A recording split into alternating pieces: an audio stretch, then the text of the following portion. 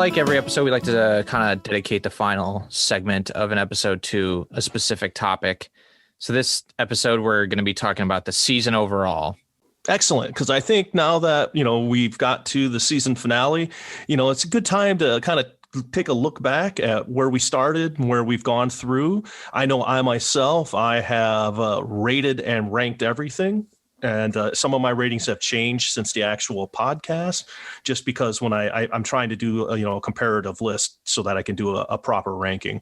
So I know I have mine ranked and rated, so I'm looking forward to discussing this. Let's talk about these episode rankings first, and then we'll go in how we think the season was overall, like in terms of like cohesiveness and stuff.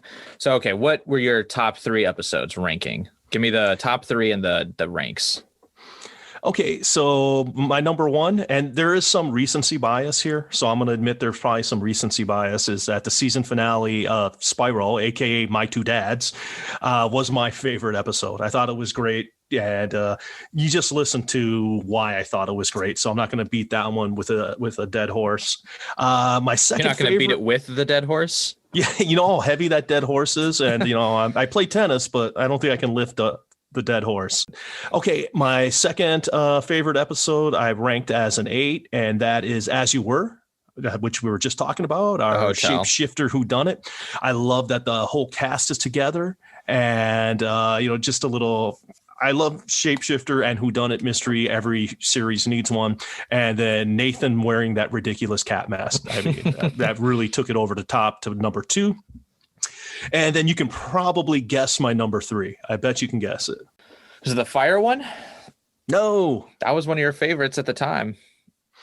Yeah, I moved that one down after comparing it to other ones. It's still pretty high, but Harmony. Harmony is my third favorite. And that's a pretty high one for me. I like Harmony a lot. And you know me, I love music. I think the story between the husband and wife, the tragedy, his guilt over it, and then being able to come up with a cool, happy ending, and we get Lucy's name. So that was my third highest. What are some of your favorites? You might not have them ranked. As You Were is probably my favorite episode still, just because I'm also a sucker for like whodunit type things. So that one is probably one of my favorites. I probably rank it a lot higher than you, is Resurfacing, the episode we just did before this. I love the super speed Jay, whatever the guy's last name was, Jay. That was a really fun one. Had me, for a loop. So those are probably my 2 favorites, with Harmony as well, and then probably Spiral. Maybe Spiral above Harmony, somewhere in there, those 2. So those are probably my top 4. Yeah, and my 4th was the pilot, because it brought us to this world, so I liked it. And Resurfacing, it got a score of a 7 for me, a 7 out of 10. Uh-huh. But that was only good for 9th, because I had a couple other 7s I liked more, which was that was good for 9th, like 9th place. Yeah. Damn, that's low. I like Sketchy better. And, you like Sketchy more than Resurfacing. I do. You're fucking crazy. You're fucking crazy. Oh my God. Sketchy. Wait, what? I was defending Sketchy when we recorded. You were like, yeah, this episode I wasn't super fond of. And I was like, I think I gave it a higher score than you. I told you I went back and, re-looked at my notes for everything. I even listened to some of our podcasts on it. Fair enough. Some People of our change. Episodes. So I changed some of my minds. Yeah, and, some of your minds. I've got extra. How many do you have in there? Here. Well, you've heard of split personality disorder. Unfortunately, of the 9 personalities, 8 are assholes, and they're usually the prominent ones. So the one good one doesn't show up very often. Okay, so what's your least favorite episode, or at least 2? Pick your bottom 2. Oh, you're not gonna like my bottom 2, because I know you like. Oh God, is Resurfacing one of your bottom 2? No. It's 9. There's 13 episodes. That's right. So number 13 is Consumed. Wow, Consumed is your least favorite episode? Yeah. Okay, fair enough. Yeah, I mean, it was a toss-up between that and Fur, and I could see Fur being. I didn't like the brothers' food poisoning trouble. I thought it was kind of a stupid trouble. I did like Duke's backstory, and Duke getting the goal, but it also had the boutique scene, which while that is great.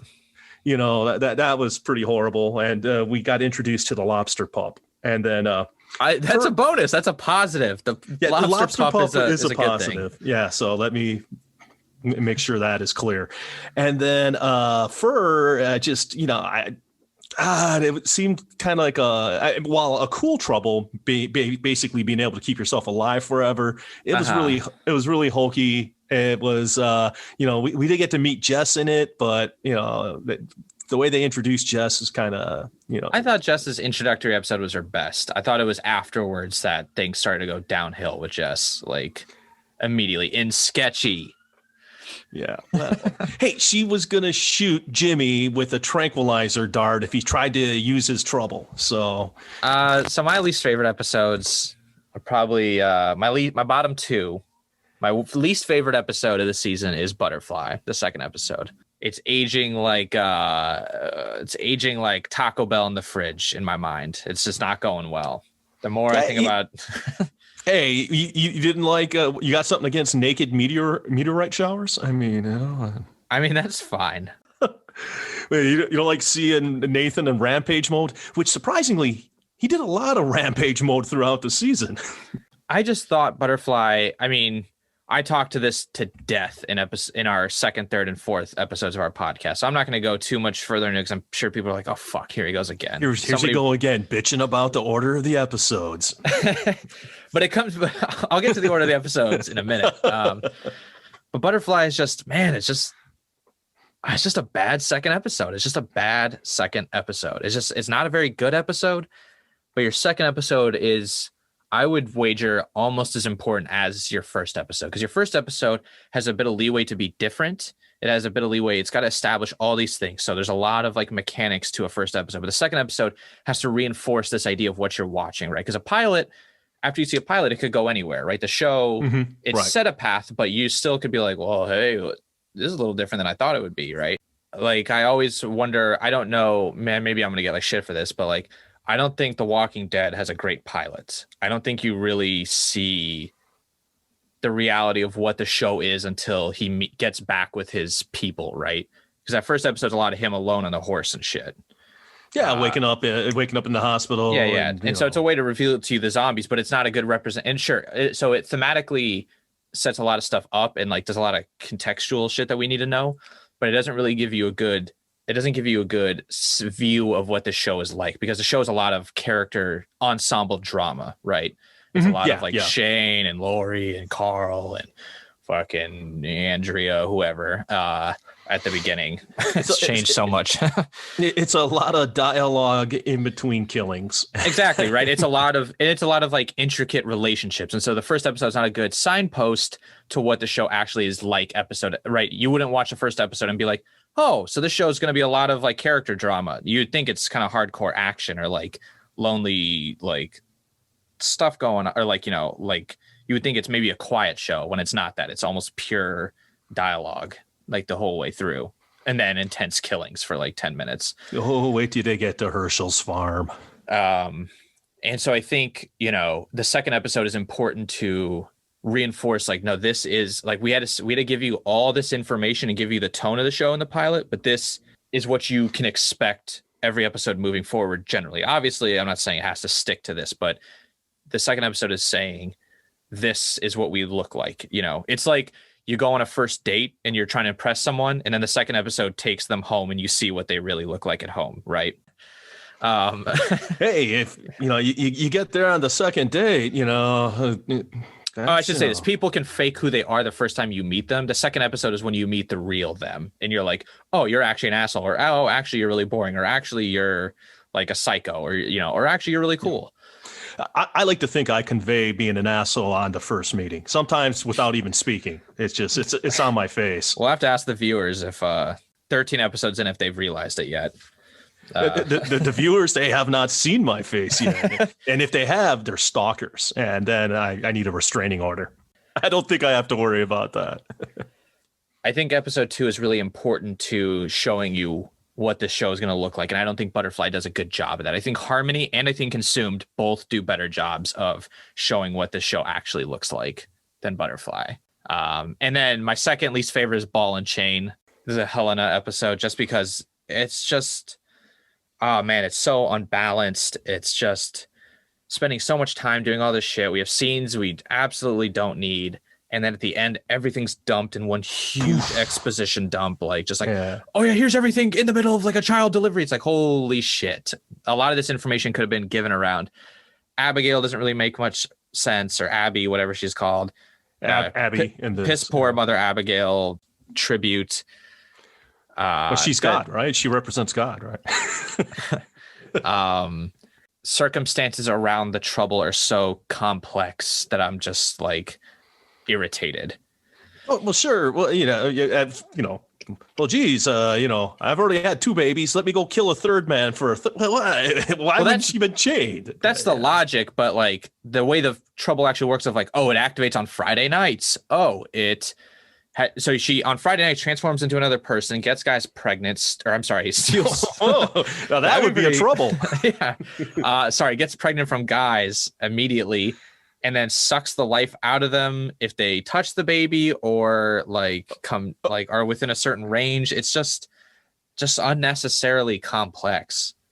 And they die the first time she holds the baby. So, yeah, what the fuck? Like, that's so weird. So I just didn't like any of that. A little convoluted. Could have got, hey, but it gave us the tickle stick, which I'll take the lobster pups over the tickle stick. And it gave us access to Joe the Player Campbell. So true. That guy, he's given us quite a bit of material on this podcast, but yeah. I never thought he would play such a prominent role on Trouble to Return to Haven. That's how you know it's good. Get your podcast. That's the greatest. Those are the greatest inside jokes, are the ones you're not expecting to stick around. So those are probably my least 2 favorites. And kind of to agree with you, Ball and Chain, I had it ranked 11 of 13, and Butterfly I had 10 of 13. So they weren't very good episodes. I mean, I know you liked Consumed a lot more than me, and I did enjoy parts of it, but there's some things that when you look at them overall, I'm trying to think of something to compare it to, but there's some things that in the moment are enjoyable, but when you are done, the only thing I can think of, I don't even want to draw the comparison to, because it's just going to get too complex. Are you gonna go? I'll go here since we did it recently. To compare it to something else, there are certain Survivor seasons that are very fun to watch in the moment, but once they're done, I feel nothing about them. And then once I'm out of them, they weren't memorable. And I'm sure there's other TV shows and stuff and movies that listeners can compare this to. And then there are some seasons where I didn't necessarily enjoy moment to moment. I wasn't like enthralled, but once I got an overview look of the season, I was like, you know what? That was actually really interesting. There's a lot of like interesting things going on here that I couldn't see while I was in the woods. It was only once I got out of the woods and was able to get a look at the whole forest that I like noticed how cool this is. And I think Consumed is an episode that in the woods is a good episode. And once you get out of the woods and take a look at it overall, you're like, hey, wait a minute. Is this good? I would also say that's The Walking Dead overall. Is that I think in the woods it's fun, but once you get out of the woods, you're like, what was this? What was this all about? Well, yeah, and I mean, what's the biggest thing we get out of Consumed? Hey, Duke gets the goal. I mean, that's a pretty big development. It's a pretty big thing. It is. But I like the pacing of the episode. I liked the first half was super dense with like information, but not overloaded. But it was paced so well. And then the second half gives us access to great character moments because we've gotten, it's the opposite of Ball and Chain, where Ball and Chain, all the exposition is just dumped like in 5 minutes at the end, versus Consumed, where the exposition is nicely threaded through the first 24 minutes. And then the next 20 minutes, we get to enjoy kind of the fruits of their labor. Yeah, in Ball and Chain, it's like an avalanche. You kind of like, you got to like pause and be like, oh, wait a minute, I might have to rewind and watch this part again to make sure I catch everything with, regarding this damn trouble. So, and Consumed is laid out nicely. It's just, I don't like I said, I don't like the trouble. Like I said, when I think you see the forest overall is when you kind of start being like, yeah, wait a minute. I do agree with Fur that the trouble is some of our listeners have emailed us or talked about it in our Reddit in our Reddit threads, is that the trouble is super draws just a lot of fucking questions to Fur. Like like going to the doctor and shit is super weird. So I don't know how that would look either. So Fur I ultimately it's okay. It's middling. So to kind of transition, this is a good segue to transition to what do you think are things the season did well as a season, and what do you think things are that it did bad? I can start as I ask you a question, then be like, I'll answer it. Just to give I was married before, so I understand how this works. Yeah.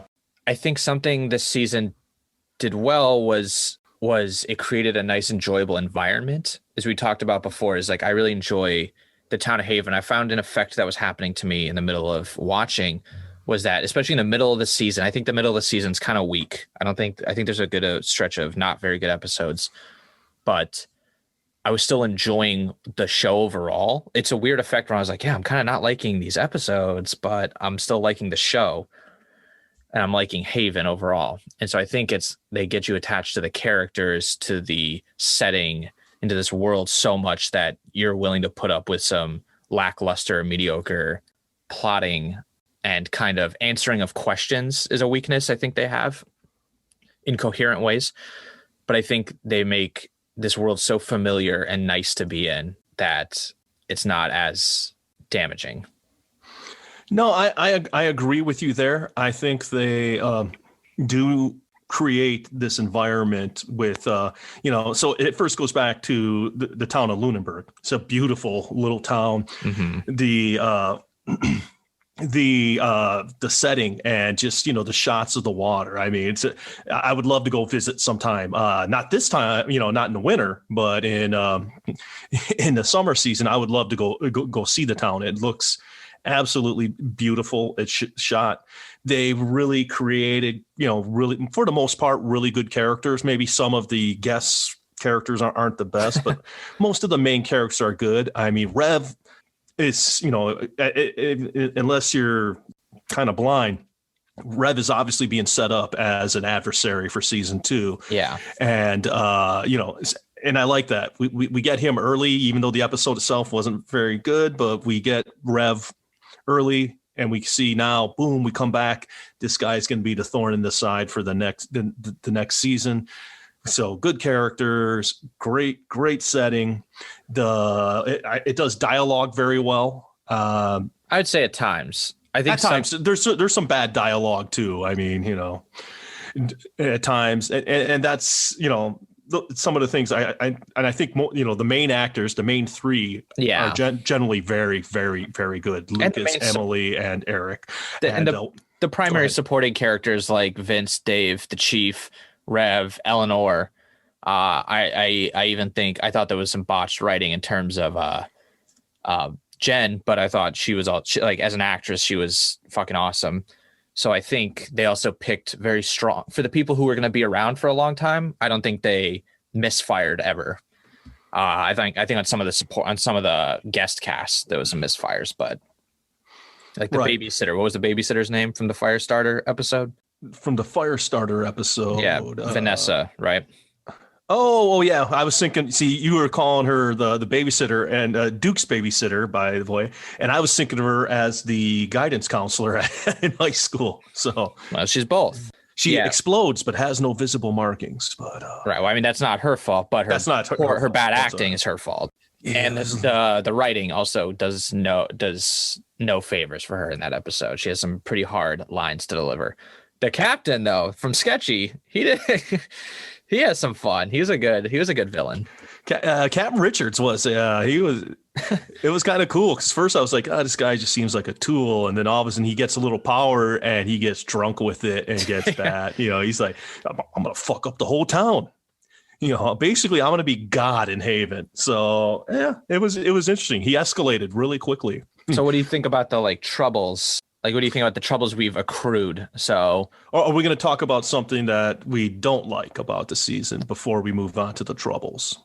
Fair enough. Oh, yeah. Okay. Do you want to go first, or do you want me to go first? You go first. I'll go first, and I'll save what I know is yours for you.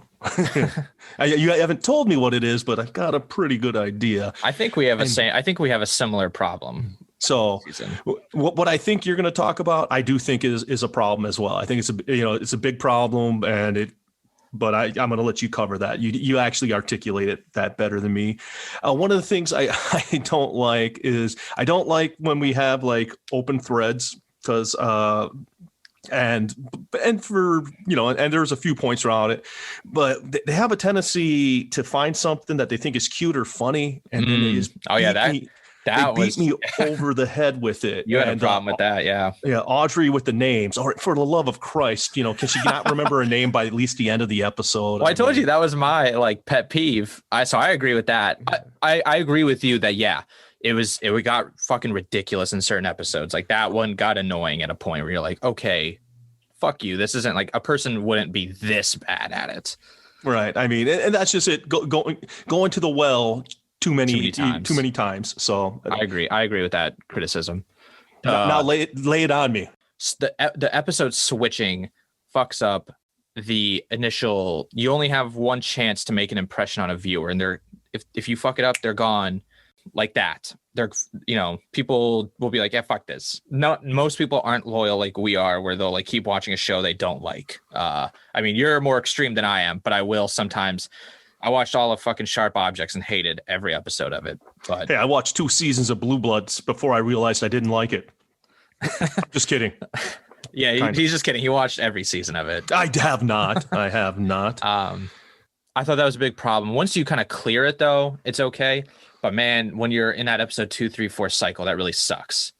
It's just they messed up, and I think it was a case of painters coming back to the painting and over adjusting, right? Just adding too much to the painting, and you fuck up and lose the original beauty of it. I think that's what they did is they went in and were like, oh, you know what? We need to change the order of everything when the order was perfectly fine the way it was. Now it's just a convoluted mess that you can see the strings, of the puppet that they're pulling around and jerking around. You can see, like, I like to say that storytellers, sometimes it's like a performance, and I don't like when I can see the strings, right? Like a reason I don't like Aaron Sorkin is because it's transparently fake to me. Like his dialogue sounds completely not how anyone talks at all. And sometimes I like stylized stuff, but I think his tries to disguise itself as something real rather than Tarantino, which clearly feels fictional. It's in a Tarantino universe, right? Whereas Sorkin tries to make you think this is the real world, but then things feel wrong, and you can see the strings that he's pulling, that they're just puppets, and that he's speaking through them.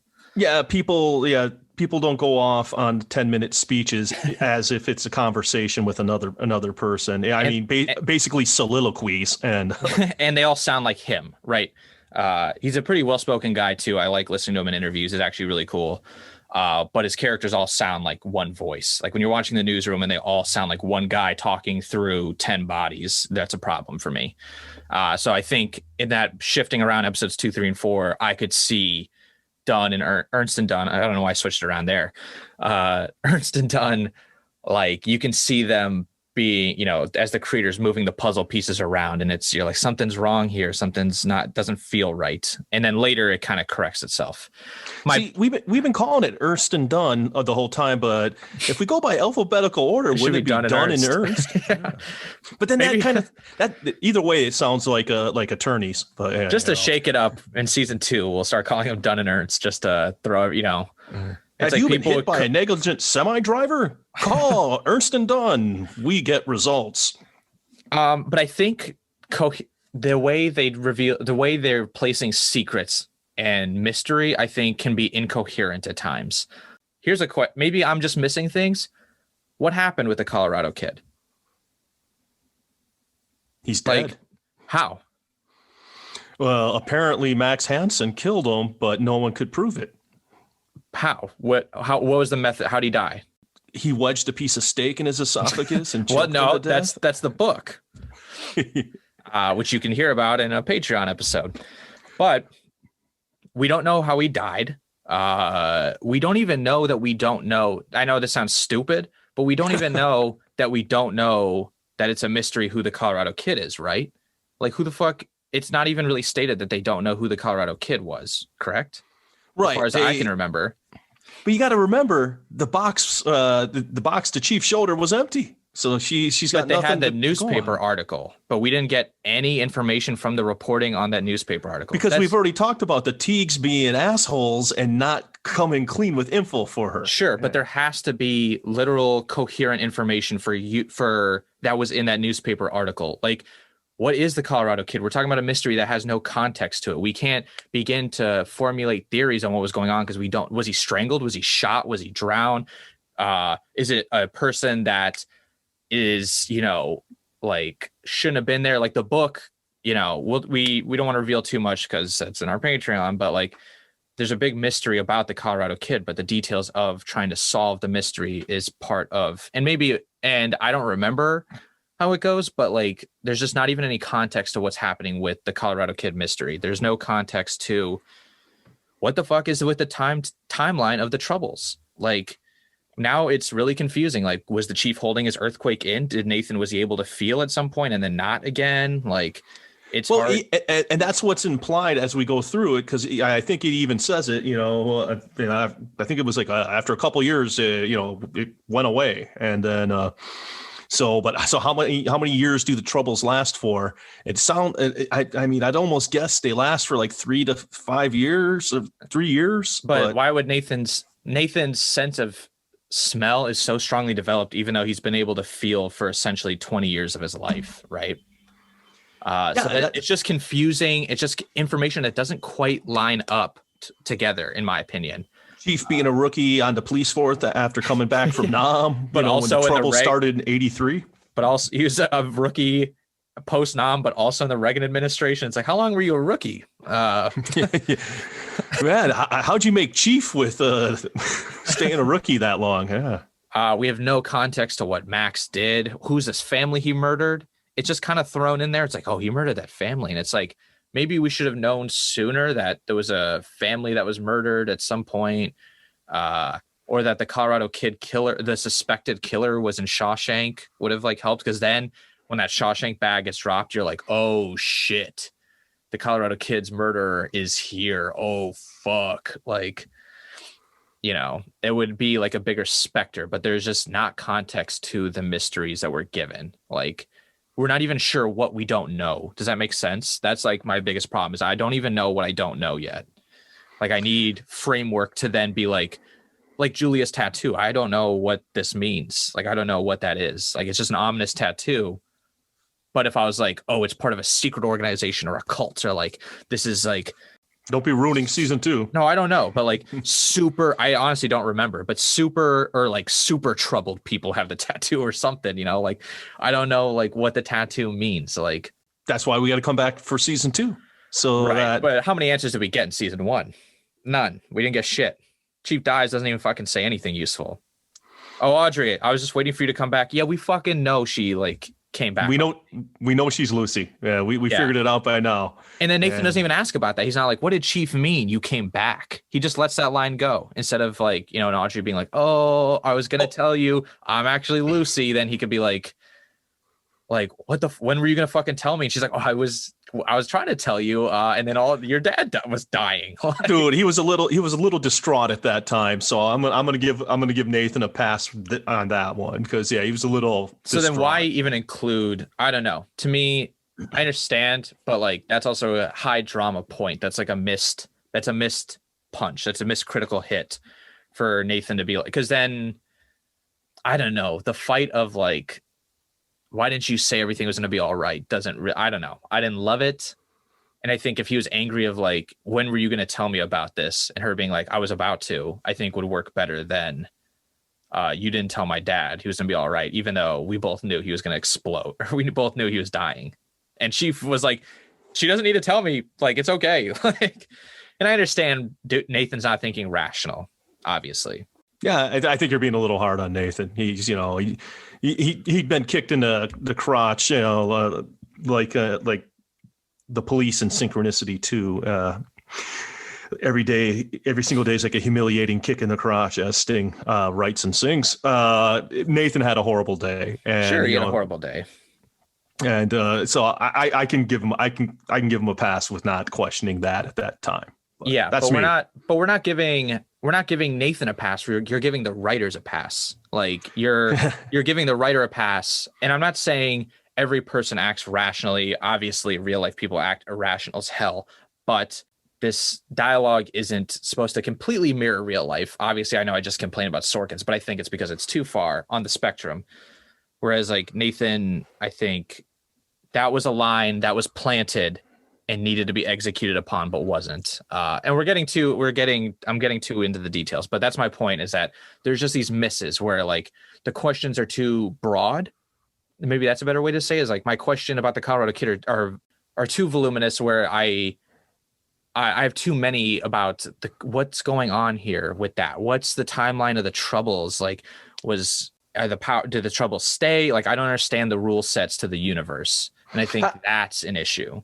I think a lot of that gets released in future seasons. I mean, we will find more about I do recall we will find out more about the Colorado Kid and all of that. And I think they were saving. So I would have liked a little more information. I'd mentioned it earlier, but I also would like the writers to be on the podcast. So no, I'm just kidding. But no, I'm not kidding about wanting the writers on the podcast. But yeah, so I think that stuff's coming, and they gave us enough to hopefully get us through season 1 and wanting to watch season 2. It worked for me in 2010. It worked for me in 2020. It worked for me now. But you also gave Blue Bloods a second season, didn't you? I think I did, and I regret it. And this was a trend of TV at the time, for sure. It was building up, and we were living in a post-Lost world. It was very cool for a lot of shows to just throw hundreds of mysteries. Like, you remember that show Flashpoint that only lasted a season, where it was like some kind of event happened, but there was just no context around what was going on, and it was cool, but it just didn't seem to go anywhere. They got canceled after a season. You got left with shit. You're just like, okay, what was all that? You never know. Yeah. Journeyman. Here's 100 fucking questions. Nothing. Canceled. That would have been Haven. If Haven got canceled after the season, it would have been 100 fucking questions with not a single answer. Yeah. Shame on that was NBC, I believe. Both canceled Journeyman. Yeah. Oh no, I think Flashpoint was ABC. Flashpoint was ABC. Yeah. Journeyman should not have been canceled. That was a horrible decision. Well, I mean, it's up to how many people watch it, right?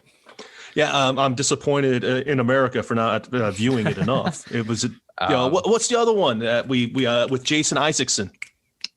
Awake. Jason Isaacs. Yeah, excuse me. Awake actually attempted to answer everything at the end. There's actually a resolution to Awake. It's not a good one, as we discussed before. Clearly, they knew they had a backup plan. They're getting canceled, so then they threw in the backup plan to just resolve the whole thing. So at the end, spoilers for Awake, if anyone's finding the show from like 2012 or whatever it was, is planning on watching it, spoiler alert, at the end, he woke up back in the universe with both his wife and son alive.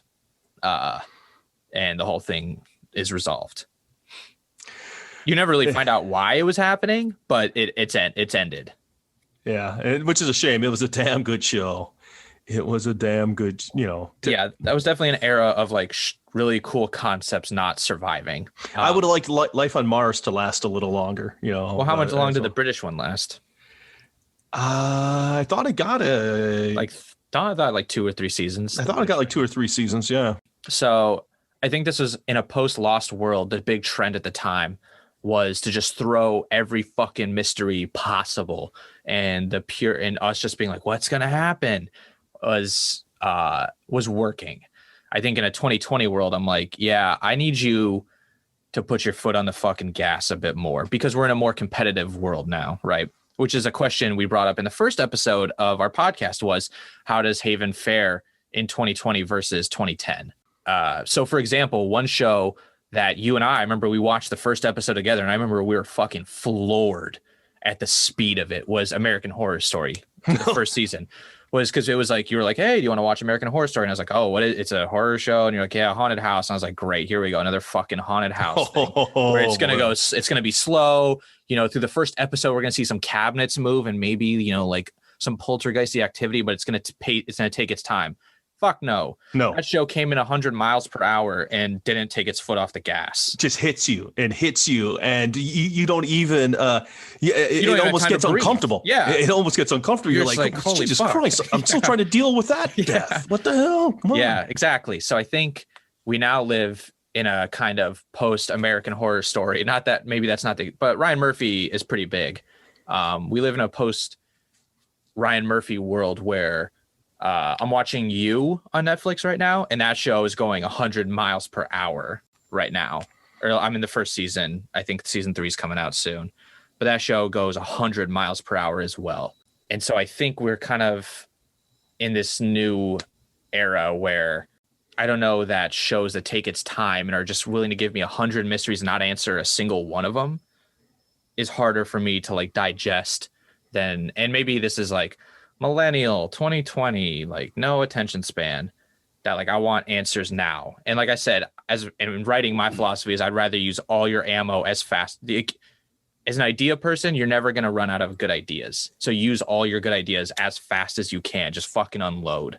Well, that's what creates like drama and stuff. That's kind of a common mistake amateur writers make, is they're like, oh, I want to take my time and pace. And I'm not saying Ernst and Dunn are amateurs, but amateur writers a lot of the time like take their time. Whereas like my philosophy is fucking, put your foot on the gas and go hard, because that's going to create all the drama. And you can build all your stuff and development in those moments. It's just you're doing two things at once. And I think Haven is just a product of its era. Yeah. And, I'm obviously not a millennial. Gen Xer. But I think, because like one of the things I think that's going on now is I think people like more limited series. Yeah, I mean, it's true. People like, they want to be able to watch 2, maybe 3 seasons, and be done.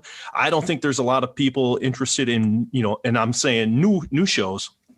Yeah, there's things with built-in audiences like Walking Dead where people are willing to watch it for 8 years. But, and there's some like the Law and Orders, some of those shows. But like most of the new shows, I don't think you're going to see new shows go beyond 2 or 3 seasons because I just don't think people's appetite, and I don't think people are willing to watch 10 seasons of 26 episodes. That's just the way it is. I myself have a hard time with, sometimes like I'm rewatching The Office just because I can't help it. I just love it. It's probably the funniest show in my life. It's hard to say. There's so many, there's a few really good ones. Yeah, I agree. I think it's not a lot of shows are built for like 20 episode seasons anymore. And I think that's also like a weakness, right? So I know we've brought it up before. It's a little surprising because we're not teenage girls, but we've watched Arrow. A big problem was filling out these 20 episode seasons. You have these villains of the week, and that's fine. But then the big overarching character dramas and shit get so convoluted and same thing I think with Walking Dead runs into this, like to an extent, is like to keep the season interesting, you got to keep doing these things. So it's like, oh, Rick's now like going to commit to being a good guy. Just kidding. Now he's on a psychopathic bender, but now he's actually kind of like disillusioned, but now he's more committed than ever, like you got to keep changing. You got to keep changing it up. And it starts to look so ridiculous once you take the whole Forest look where you're like, yo, what the fuck's going on here? Or I think Game of Thrones at the end. Well, that's a whole other. That's just we don't want to go. That's just that was just let me finish the shit and get on to my next project. Yeah. Or like Lost, right? Lost is going back and forth a lot. Heroes, going back and forth a lot. A lot of these shows that aren't, they're not CSIs, not Criminal Minds, not those ones. Those ones, but like these ones that have like a specific, that are trying to kind of do both, do like a high concept thing and be a long term show. It gets hard because it just like Supernatural's so fucking ridiculous with the brothers. Oh, they hate each other. Now they're back together. And now like they fucking hate each other. Like something else is Castiel's good. Castiel's bad. Castiel's good again. Castiel's dead. Castiel's back. Yeah. It's just like this back and forth. And I think the long-term storytelling patterns, I think we got into a weird territory, right? Where we had the old era of like stuff like maybe The Divide, maybe the beginning of the end for shows like that was like maybe NYPD Blue, maybe is like where we saw that we could do faster development rather than characters remaining the same, right? Rather than something like, I know Cheers changes over time, but like it's Cheers, like for a long, you can watch any episode of Cheers and it's okay. Whereas like NYPD Blue then was kind of that show that put its foot on the gas, right? And was like, fuck no, these people are, this shit's going to go somewhere. I've seen it at the beginning, and then it's another soap opera. we got into this weird space where people want to do high concept things, but the TV schedule is over long episode amounts, right? So it was caught in this weird place. And I think now high concepts are more suited to shorter seasons where you don't have to include like, oh, Sam Winchester develops a cocaine addiction. Obviously I don't think that ever happened, but like, oh, he got addicted to demon blood, didn't he? Yeah, so similar. Yes, he did. So for this season, Sam Winchester's gonna be addicted to demon blood, which is just like, they had to have something for that season for a character like drama for him to get through, right? Even if it seems preposterous and it doesn't fit into the overall theme of maybe, I know it only pertains to the first 5 seasons, right? But Sam was supposed to be the vessel for Satan or Lucifer, and then Dean was supposed to be the vessel for Michael, right? The Archangel. That was like the end goals for those characters, right? And then the half brother comes and takes over for Michael. So Dean lives, Sam goes to hell. And then we get that last 30 seconds. I fucked everything up. The show should have ended at season 5. But that was the end goal, right? And so anything kind of in between, like Dean going to hell, was like a kind of long filler. shows. A lot of have things to, are. I guess that's a good way to say it, is filler. But it's like, I know it's like running plays in football. It's just like, I don't know, stuff to run out the clock. It's like, hey, we need to get through some episodes. So Sam's got a demon blood addiction. Rick's got a urinary infection or whatever. Well, yeah, dude. If you're gonna do 20 plus episodes in a season, like Arrow, any of them, you're just gonna have some like shit episodes. Even if they're great actors, and I love the premise of Super. I loved it at the beginning. It just went on way too long. Talk about filler. It's like most of its existence. So that's so. Yeah, this day and age, I think 13 episodes is probably the max that I would probably, if I was doing a show, it'd be the max I would do. I'd probably shoot for 10. And I think 8 to 10 is. I'd probably try to do 8, like I said, shoot for 10 and probably limit it to 2 to 3 seasons, just because I'd rather go out on my terms than get canceled by the network. That's fair. My problem with Haven is that it's a product of its era. With, like I said, post Lost World, it was keep your cards to your chest tight, hold them tight, and don't give the audience shit. That'll keep them coming back. Whereas I think American Horror Story and other shows similar that came out around similar times or afterwards were like, nah, put your foot on the fucking gas. Like, let's go. Yeah, but see, with American Horror Story, kind of like you said, kind of shoot your whole load at it. It is, it's each season, for the most part, is a self-contained season. So you don't have to worry about, planning for the future, Now, there is a difference with, Armageddon, because Armageddon takes elements from other seasons into it.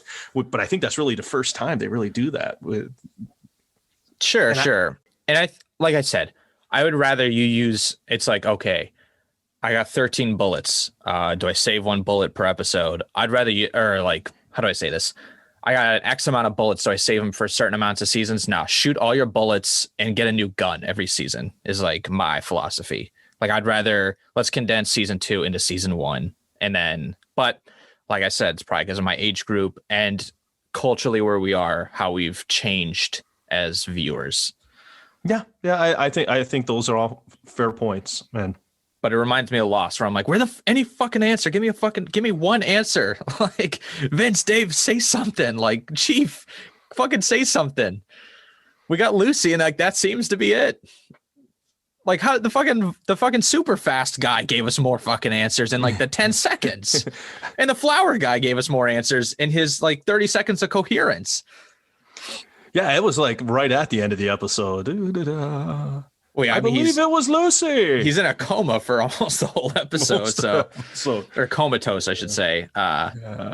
So, yeah, it's just, but like I said, that's a modern complaint in 2020, which was to circle back to something we talked about in the first episode, which was how does this compare?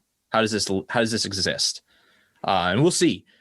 Obviously, I'm not going to be like, I'm going to stop watching because we have a podcast about this. I'm not going to stop watching ever, but I want some answers next season because I won't say I'm frustrated. I won't say that because I'm not like frustrated per se as much as I'm like, all right, I would have preferred some answers, but I get it. But next season, I want some answers. Yeah, no, I'm in the, basically the same place. I still like the season. I Yeah. mean, when I average my ratings, the average episode is a 7.1 for me. So a 7. Yeah. That's not bad over a 13 episode season. And like I said, I'm a fan. I will because I watched it before. Yeah. But I do, like you, I do want answers in season 2. I thought there could have been a little more in season 1. Yeah. And I'm probably not asking for as much as you, but I want a little more. And I'm actually excited to get to season 2. Yeah, it's going to be fun. Are really strong. I would say after Sketchy, the season picks up pretty good speed and doesn't really let go. Yeah, Sketchy. I probably moved it up 1 point too high, and then there's good elements. Ain't No Sunshine outside of that. The fact that it's within 2 minutes of the episode starting, or 3 minutes. Really good elements, but some problems. I should say this with As You Were. I think the show picks up a lot of speed. But I think with As You Were onward, that's 5 episodes that just bam, bam, bam, bam, bam. Like that's the pace I want. I want from As You Were onward. Is like let's keep that pace up.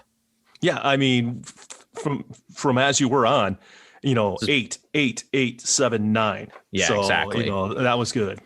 And I have obviously a much higher opinion of Resurfacing than you do. But I think those last 5 are all awesome. I think I said Garrett before. The last name was Garrick. So yeah, because it's the Flash's name. Yeah. The original Flash, Jay Garrick, I believe. Yeah. Yep. And like I said, after I watched the commentary, it was a good episode. I know. I'm not trying to be like you're wrong. It really sucks for the character. I'm going to be stuck in this house vibrating so fast that I won't be able to interact with my family ever again. Yeah, it's tragedy, man. How sucks. How the fuck does he eat? You can't. How does he eat? Yeah, I mean. So would you, if you had so you would give this season a 7 overall, since that's kind of the average of all the episode scores? I got to stick with my system. I think 7's a good. I think 7's a good. The Frenchometer has declared 7, and I would say strong pilot. Gets a little weak in the middle. Obviously, the episode shuffling's not good, and then the next couple episodes after that have some big glaring weaknesses. But then the back half of the season picks up steam pretty significantly, and never really lets go, which I like. So I give it a 7. Yeah, see, so we both ended up basically at the same place. So yeah, if we get some more answers in season 2, this easily could become an 8. Easily, and that's the thing for me on a scale of the Frenchometer, a 7 is worth watching to me. Yeah. I mean, I would probably watch 6, maybe even a 5 if it's a really cool concept. Yeah, to get to a 9, it needs more boutique scene, more Joe Campbell, and more Captain. Is it Richards? Captain Richards. We got to bring him back somehow. If those 3 things happen, we get more of those 2 guys and more of more boutique, more boutique scenes than I can see Haven. Maybe even hitting a 10. I got cat mask, more cat masks, and the piece of paper with the drawing of Richards washes ashore and eventually dries out, and he's back and he's pissed. I'm imagining if he became something like the creature from the Black Lagoon, like seaweed gets mixed in with the paper, comes like a water ghost. And endless possibilities for it. But yeah, it was a good season. It's a good show. I bet you in 2010 I probably would have ranked it at 8 to 9, knowing myself, at the time. Yeah. Also, if we could somehow integrate Haven Dance Party into the actual episodes, then it's a 10. It's a shame that Haven Dance Party wasn't included in the Blu-rays. I'm a little disappointed in the distributor at that. Well, yeah, I don't think E Entertainment One wants images of what Nathan's doing, of what Lucas Bryant's doing. Yeah, he's Lucas Bryant. That's he's definitely not playing Nathan in the Haven Dance Party. But, yeah, I don't think they want that on the Blu-ray. Speaking of the Blu-rays, I finally put them away yesterday and figured it out. So I was embarrassed. Solved. I was like, if Alex fucking figured this out, Like, if he can do it, anyone should be able to do it. No, if he can do it, I definitely should be able to do it. So, but most people probably wouldn't. But we're exceptional. Yeah. Only broke one disc. No, I'm just kidding. Said no one ever. But yeah. So I think that's a good place to really wrap up the season 1 review. Yeah. All right. Real quick predictions. What do you think is gonna? What are some predictions for season 2 of things you don't remember? I think I remember a couple of things, but things we don't remember. What are some predictions for season 2? What do you think is gonna happen? Oh gosh, I'm trying to think what I would have thought in 2010 versus before I saw for 2011 when the season 2 came out. Obviously, the tattoo is an organization. I mean, since there's multiple people, I think that makes sense. Yeah, multiple people, the headstones, it's an organization. Now the question is, who's all in this organization? Yeah, and what's their goal? What's their goal? I think that's going to happen. Is it a Scientology thing? Well, I'm just kidding. Eventually, if Nathan pays enough, he finds out that God is an alien, and so, oh shit! I just ruined it for everyone who is considering joining. You might want to have to edit that out because those guys play hardball at that church. We're gonna get like a C&D from the Church of Scientology. They're gonna find out our net worth and of our podcast, which is we can 80,000. Believe me, it's to the right of the decimal point, though, folks. Right of the decimal point. Okay, and then I like that prediction. I predict Nathan's going to become chief, and he's going to fight the Rev, who's against the Troubled, and and one of them, if not two of them, including Duke, will get a love interest. They're not ready for Audrey to get with either one of them yet in season 2. I know, that. So okay, give me a hot take. A hot take. Give me something that's just kind of a little crazy. What do you think? I think we're gonna have an episode where Chief comes back. I know I already said that, but that's my prediction. Okay. Because the rocks were moving. We're gonna get a sequel scene to that boutique dress scene. We're gonna get another one. Not exactly the same, but we're going to get Audrey trying on things and one or more males commenting creepily on it. That'll be my hot take. Boutique 2 Electric Boogaloo. Boutique 2 Electric Boogaloo. Because, if breaking wasn't enough for you, Breaking 2 Electric Boogaloo will definitely take you to that next level where Turbo does his best moves. The fact that I remember that and know. Oh my God, I can't believe you know. I just know because it's a meme, on the internet is blah, blah, blah 2 Electric Boogaloo is what you do. Well, wait till you hear this. I saw it in the theaters. wait, 1 or 2? Just 2. I saw 1 on TV. You haven't? Oh, okay. I thought you had. No, I saw 1, of course. I mean, of course I saw Breaking. Come on. I'm not a fucking animal. No, yeah. We were cultured in Milwaukee, Wisconsin. Crazy. Let me see. Hot take. The fan fiction goes wild because at some point Duke asks Nathan to rub sunblock all over his that's a good chest. One. That's a good one. There's something sexual between Nathan and Duke that takes us by surprise. I like that. Just we don't know for sure, but it leaves the questions lingering. All right, so those are stupid. Yeah, those are probably enough hot takes. We get any more hot takes, we might get banned off of all the platforms. But yeah. So there it is. Those are our predictions for season 2. My real prediction, I'll say, we'll finally figure out what's happened in Nate and Duke's past. We'll get a concrete answer on a moment that really split them apart. Yeah, I mean, we got the start of the schism, and then I think we'll get the second part of the schism. I assume there's only one more major incident, and I think we will get that. That makes a lot of sense. So that's my real prediction, not my stupid hot takes. We'll revisit these at the end of season 2 and be like, man, I'm an idiot, or that would have been nice. All right. So I think that's it for the episode, though. We have now completed season 1. We will be returning to the town beneath the town in a little over 2 weeks. We're taking a little hiatus between seasons here, kind of how Haven takes the summer off or something like that to to shoot some episodes. We'll be taking a little winter break. But the quickest way to reach us, if you have any questions, is by email. You can contact us at troubledrewatchpod@gmail.com. We want to hear what you guys thought about this season overall, or do you hate our scores, hate our criticism, want us to shut up about fucking Supernatural and American Horror Story?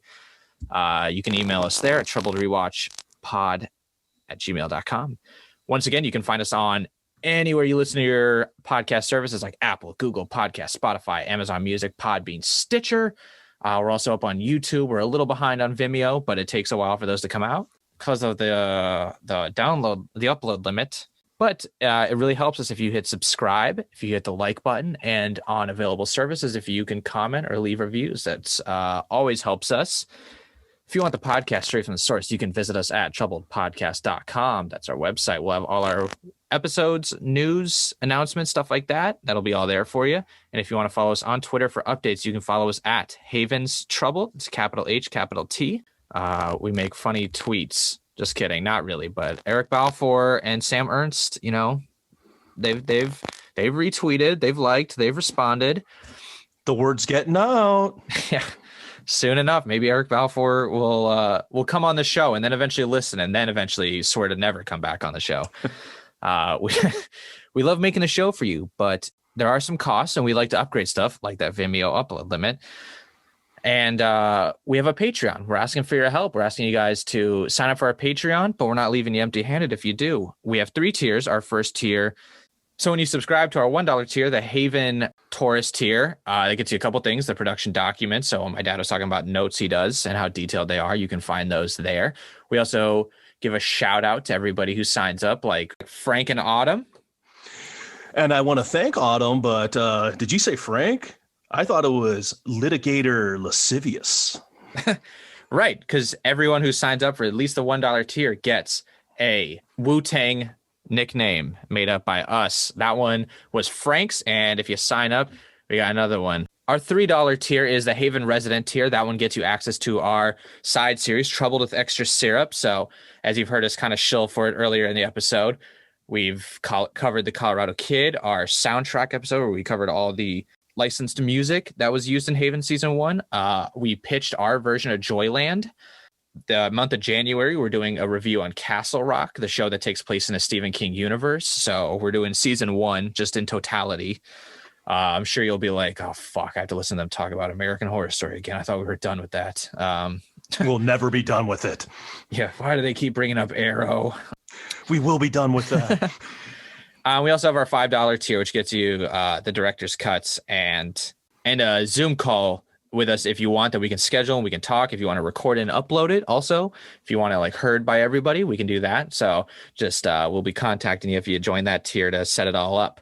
Like I said, we always want to hear from you guys. So go ahead, email us, tweet at us, whatever you want to say. If you want to just talk about the episodes, if you want to like give us critique on how we podcast, we're open ears. So to say goodbye for Season 1, this is Alex French. And this is Rich French, or should I say Enchanter Sick. It's Belltoad Hot.